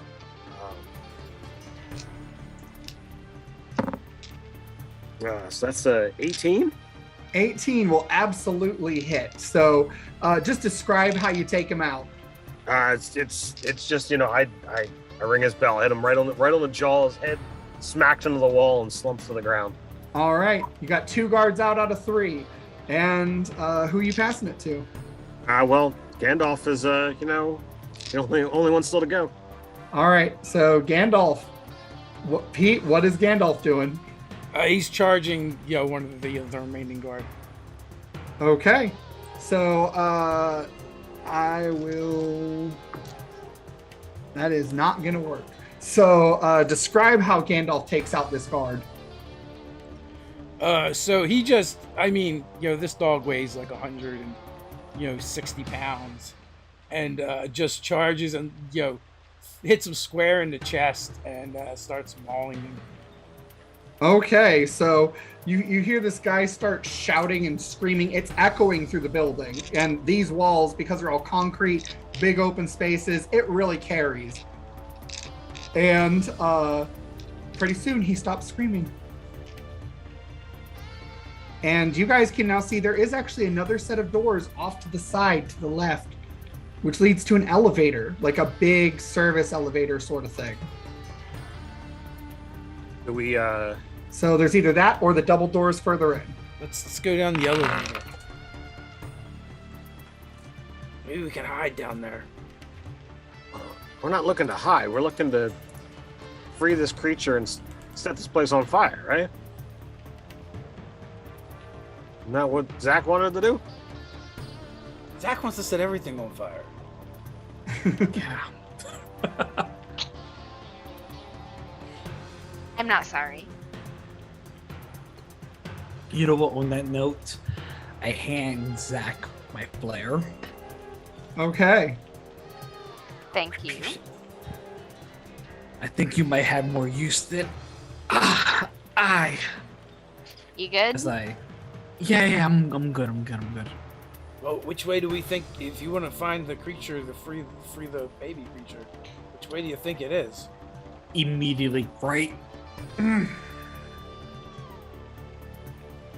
Right? Right. Okay, man. How do you know? You've been here before? I don't think so. Then I left. Nah, I'm he just has gonna some start- swamp acid. Let's go. I'm just gonna keep whatever directions Leo is given. Matt is just heading in that direction. Okay. Yeah. Just rolling with it. Like, honestly, at this All right. point, I'm on cloud 9. I'm ready. I mean, Okay. things can't get any weirder, right? They can always get weirder, man. Just Monsters, go with it. It's baby fine. monsters, guys with guns, feds. And before we head that left, I say, wait. It's dangerous. No. We shouldn't go any further. We kinda gotta. Leo, Nice. you see this whoom, as you're about like maybe 30 feet up now, and you see this swath of men in black firing guns in the middle of this parking lot, and with your massive arm, you just and like bat them all away with your tree limb like arm. And whoom, you're back again. Are we? And you guys hearing hear screaming outside. Nice. I was gonna say, do we hear the echo of this go through the walls? Oh yeah, you guys hear screaming and gunfire outside right now. The door that he's saying it's dangerous. Like, is there? We hear or see anything? Like, is there a glass panel to look through? There is a glass panel to look through. In fact, Is there anybody on the other side? there is. There are two people actually, two very like large men, and they are leading Keith your direction. Is like Keith in front, or are they in front? Like, kind of. Keith pulling is a in line? front of them, and they're like kind of pushing him along. About how far from the door are they? Maybe like 10, 20 feet. All right, I want to take a step back, and I want to. Is the door locked? You Yeah, check, and the swing- door does seem to be locked. All right.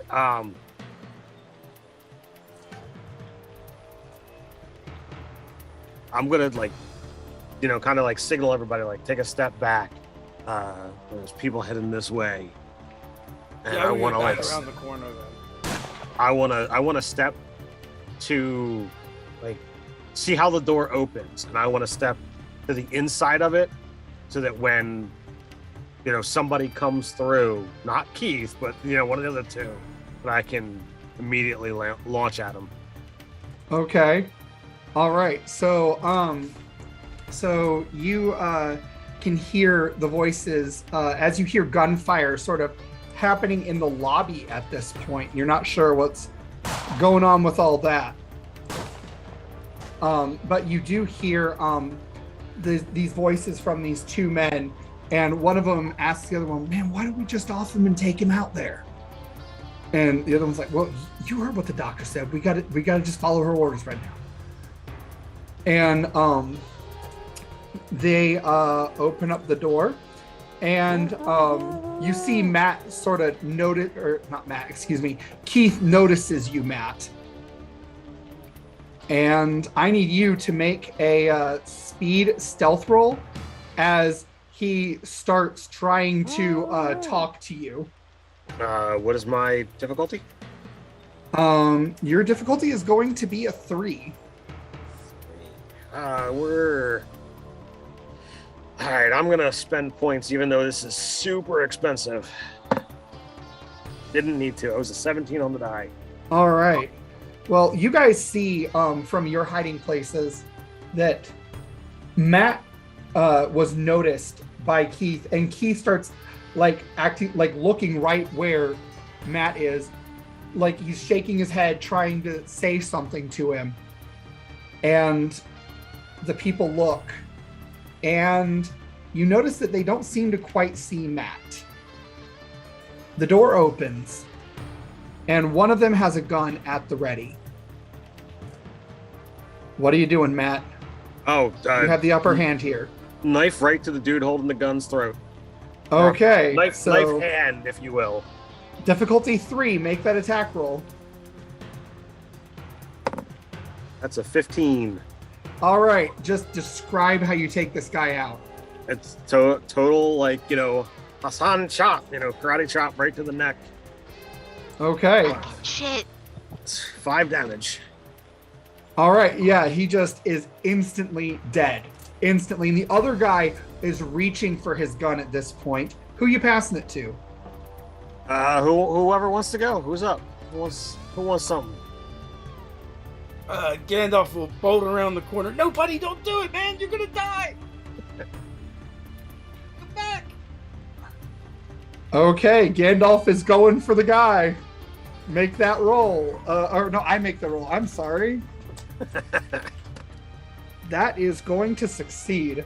So Gandalf lunges and the guy kind of dodges out of the way. Who are you throwing it to, Dave? Or is Pete doing something too? No, Pete is not going anywhere near that. Okay. I'll throw it to Zach. All right, Zach. I mean, I really only have the one move. Is there anywhere in this room that I can chuck a firecracker that isn't gonna light my friends on fire? I mean, you could Not shoot right a bottle now rocket. because they're in a door. I could shoot a bottle rocket. Oh, did the guy that Matt took out have a gun still? Yes, he did. Can I pick that up? You can certainly try, but you will be putting yourself in harm's way for the other guy. I throw a firecracker at the other guy first, then. Okay, are you willing to hit Keith? No, I'm not. Never mind. Okay, so what Yeah, are you okay, doing? I'm gonna risk getting shot and try to pick the gun up. Okay, go for it. Make a difficulty 4 speed check for me. Ooh. I would like to spend effort, Okay. and it's a good thing that I did because I rolled an 11. Okay. So that brought it down to a 3, which means you succeed. You manage to grab the gun just before the other guy can reach for it. Who are you passing it to? It's Leo or me? I will go with you because if you don't occasionally tap the DM, then you're being a little shit. Okay. Little pig. So, I am going to make a die roll. And this is for Leo. All right. If Leo, if I he- want you to make a choice. You can this- shoot. No, you go ahead. If this dude looks like he's gonna try to aim for, Keith the dog or any of my friends, Matt will put himself in the way. Okay. He's straight up. Oh, you have Mr. the ability President, to no. do that in somebody else's turn, can't you? I don't have an ability that specifically says that. Oh, okay. I think there is one. But like, I'm trying to play this dude as the tank, so I don't know if that Right. needs to be an ability or whatever. But if I've got the Okay. able to, I will. When it comes to your turn, you will be able to do a thing. Okay. Leo, you have to choose right now. So you can see this guy is about to grab Keith and basically use him like a shield. So you can choose to interpose yourself and risk being the one grabbed. You can let Matt be the one be grabbed for sure. Or you can get another vision. Those are your choices. Well, thanks, DM. For giving me a pile of shit from choose from. Be like, hey, which one do you want Lisa's pick from? Good job being a DM. But honestly, good job. Thank you. But I think I'm gonna go with being a division because I think this will be the most inopportune time to get one. Okay. So let's go with division. You will get a vision and you will see that the doctor, she's walking away from this creature that she has. You can see now that it has these massive shackles on it and it reaches for her and it can't quite grab her. And it tries to lunge and you feel the strain on your neck. And that's when she turns and walks calmly to a service elevator. And as you come out of your vision, you can hear the elevator to your left starting to crank. The entire time as this is happening, I'm like, the shackles, the hands, almost to my throat, but not quite. And Matt, Yes. just before Leo, for his proper turn, go ahead and make a difficulty 4 might or speed check, your choice, to try to get in the way to prevent Keith from being grabbed. I'll do might.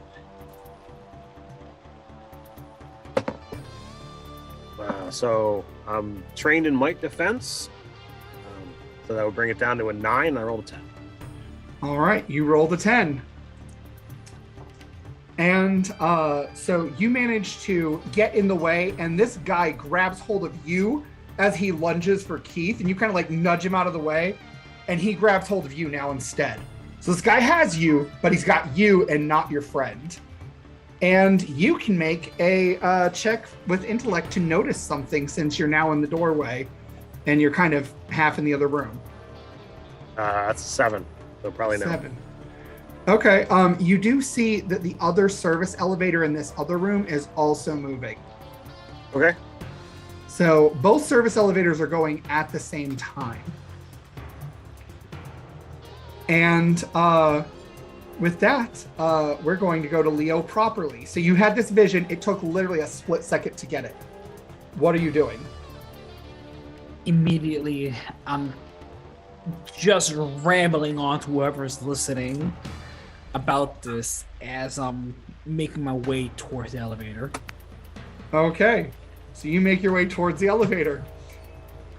And who are you passing it to? It's a new round, so anybody's game. Let's pass it to Pete. Okay, Pete, you're up. So, get over here. Come on, man. Get back here. He's got a gun. And Gandalf goes, huh? And then lunges at the gun. Okay. Okay, so that guy normally would fail, but he succeeded because of the edge that he gets from having Matt with him. So I'm going to let you choose. Does Gandalf miss all the way, or does Gandalf get in between Matt and the guy so then Gandalf could be grabbed? I guess he gets between them. He's like worried. He's trying to worry at his arm. Okay.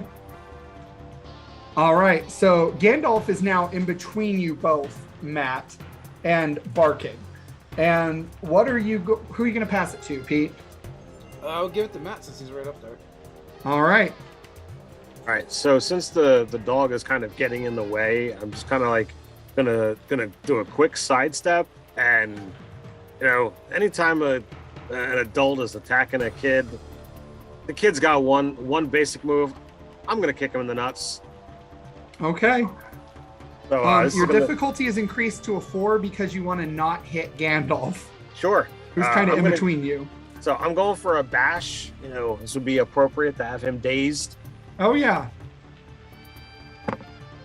And that's going to be a miss. A miss. 4. All right. So it's going to be a 4. You kick, and as you start to kick, you realize Gandalf's just too much in the way. He's literally trying to make it so you and this guy are not going to contact each other at all. Sure. So he's trying to protect you. And I'll throw it to you. Okay.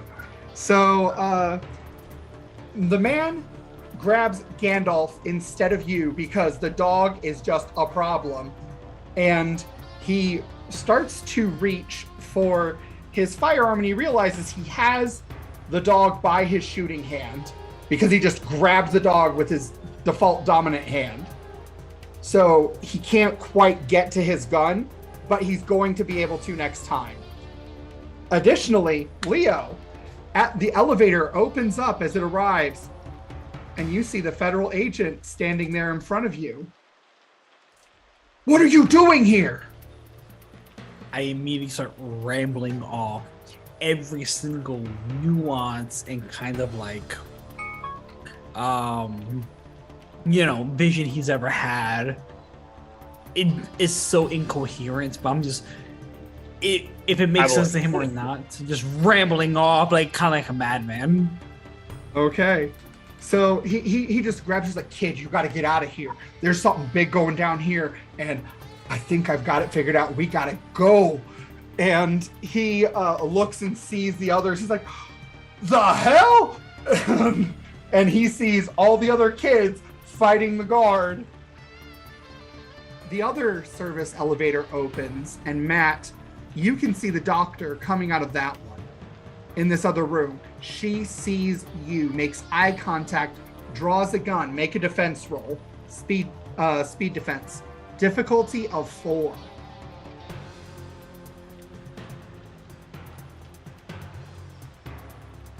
Matt, that's you, Ted. Oh, sorry. You said Matt, and I'm like, all right, that's somebody else. Yeah, no, Matt, make a speed defense check.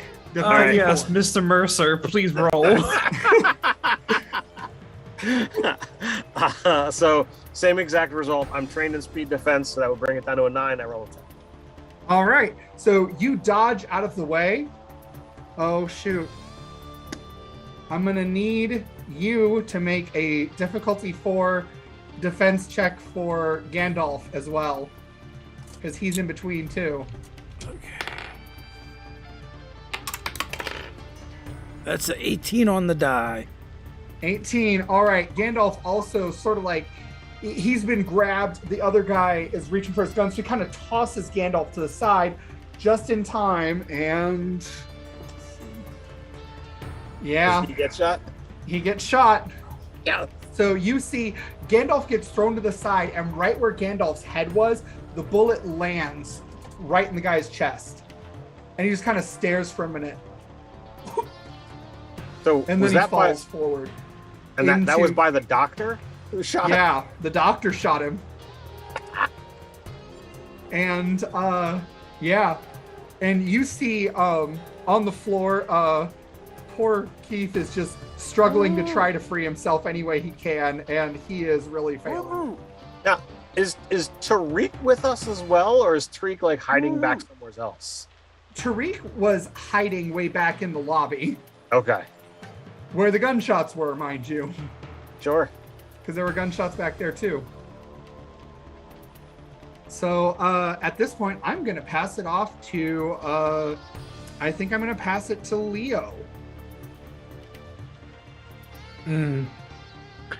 So, as I'm coming back to, I'm gonna take my switchblade, flip it in front of the FBI agent, not stab him, of course, because I'm not trying to get prosecuted, but turn back, kind of instinctually, to these men in black and stab the nearest one I can. Okay, the men in black are currently in the lobby, firing at the monster out there in the lobby in the parking lot. All that's left So- is the doctor. Yeah, all that's left is the doctor in the other room, so you'd have to go to the other room. Yeah, let's shank that motherfucker. Sure. All right, so you can get up to her and go ahead and make an attack roll. Difficulty is going to be a 4. It's a might check. Can I give edge? Yes, you can give effort is what you do. So you spend 3 points to lower the difficulty by 1. Okay. And if you have an edge in might, then that means Yes, I you would do. only spend 2 points instead of 3. Yep. Okay. So that means you get a difficulty of 3 instead of 4 because you're spending effort. All So that means you're shooting for a 9 or better on the die. 16. 16. All right. The doctor has 1 hit point. Big So you can- shanks. Where do you shank her? I shank her right in the spleen. Okay. So you see her collapse and she glares up at you and curses, and the federal agent comes up behind you and he starts going through the process of arresting her, looking at all of you, and he's like, "Don't go down there. Don't go down there." We're going down there. Okay. So, you guys pile in the elevator? Yep. We do. All Let's right. go. I still have the gun. There's only one lower level. So, it seems that, like, the way this building is laid out, as you start to come down into it, you can see that there's, like, walls dividing about 3/4 of the way up on the ceiling. And each of these walls sort of is its own separate room that is segregated from everything else, probably on purpose. It looks like there's a place for synthesizing this red and blue stuff. there's a place for collecting it where this thing is chained up and that you're about to go down into. And you see there's a massive service elevator kind of in the center that could fit the creature. Though not super comfortably, it could fit it. And you come in and you are in this lab now. There are 3 scientists and the monster that is chained up with these massive shackles and all these tubes and stuff gathering red and blue liquid from it. I want to try and approach the monster. Okay, the 3 scientists will try to stop you. I want to try and run past them into the reach of the monster.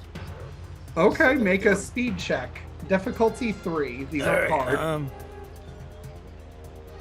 So that's a nat 20. Okay, you can dodge past all of them. And I'm also going to use an ability. I have to roll speed check 2. 11 does it. That allows me to take an action. In addition. Okay. So, hey man, it's okay. I love plants. Plants are my life, man. Your mama sent us here to help you. And I'm going to try and calm it and talk it down. Okay, go ahead and make a check that's intellect based for handling animals or something along that line. And if you roll high enough, I'll give you an extra piece of info. All right. So it's going to be a roll, and then I have a thing that helps me whenever I'm trying to avoid conflict. So you said, what did you say, a 3? Yep. Okay, so that brings it down to a 2. I can roll higher than a 6. That's a 2 on the die. Well, I'm glad I didn't spend effort. You were so confident. You were like, I can roll higher than a crap. So I will give you this much. While you didn't manage to calm the creature, and it in fact seems to start rattling its chains as it's shaking its head back and forth, agitated by your presence, you do notice that all of these chains are interwoven with wires that hook up to these manacles that seem to have a blipping light. And the wires all connect to a machine that has literally only one button on it. And right now the button is currently pressed out. Oh, well, I want to run over there and push the button. Okay, you push the button and all of the manacles you hear this buzzing and the manacles open up and the creature is now free. So I am going to let you describe in how the creature destroys one of these scientists. I think it just scoops it up in its anger and frustration in one of its hands and just crushes the life out of it. Okay, pass it to somebody else. Let's see. How about Zach? Zach, how does this monster kill another scientist? You guys get to play the monster here too. Just opening its mighty maw and reaching out this tendril of thorny vine wrapping around the scientist's throat and sticking the end of that thorny tendril in one ear so that it comes out the other one and then just slurps it up. Very visceral. I love it. Hand it off to somebody else. Matt. All right, Matt. So you said there's 3 scientists There's here? 3 scientists. So it turns on the other one and just roars. And, I think we've seen this in movies where, when it focuses that roar on a single individual, they clutch their head and you just watch as the blood begins to drain out of his ears and down his hands as he just kind of collapses to the ground. Okay. Leo, you feel a new presence in your head. This one younger. This one needy. You feel a strong, overwhelming desire. You just want to be with your mother. That's all you want. What do you do? As I see all this happening, my instinctual reaction is to kind of like hurtle into the fetal position, and I'm just crawling into myself. I mean, as all this is happening, you know. Mm-hmm. Yeah, that's what Leo's initial reaction is. Okay. So you guys see this happening with Leo, and the creature is now freed, and it has no more targets. So it's just kind of like sitting there, and it's looking around, and it's starting to look frantic, and it's getting more escalated by the moment. So you said there's a larger service elevator in the center. There is. Is there some, a switch or a button to go over and hit? There is. I'll do that. And, Okay, so Pete activates the elevator. It cranks open. Leo, you feel a question. No words, just a question as it notices the door opening. It's afraid of this because this is what brought it here. I'm just muttering. Maybe I'm being super vague about all this. I'm kind of, so even though I'm getting a sense of danger or apprehension, immediately I'm just trying to kind of insert my own inquisitive, and question what's happening. So I'm like, maybe, perhaps. Okay. You can do that, and you start to feel like you might be able to influence this creature if you wanted to. Let's. Yeah, I'm gonna try to influence it with my own experience of Christmas morning, of happy birthdays, you know what I mean? Things of like good experiences. Mm-hmm. And when you do, the creature calms and it steps into the elevator. The elevator rises and it steps out to the outside.